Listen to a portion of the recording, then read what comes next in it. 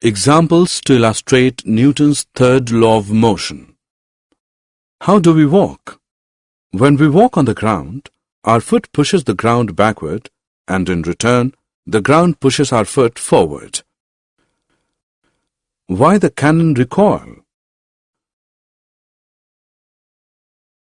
When ball is fired from a cannon, the force sends the ball forward and is equal to the force sending the cannon backward, hence the cannon is said to be recoiled.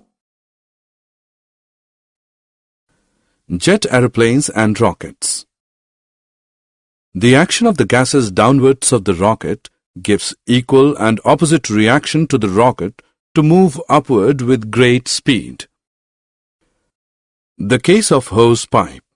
The fireman directs a powerful stream of water. They hold it tightly because it has tendency to go backward due to the backward reaction of water rushing in forward direction.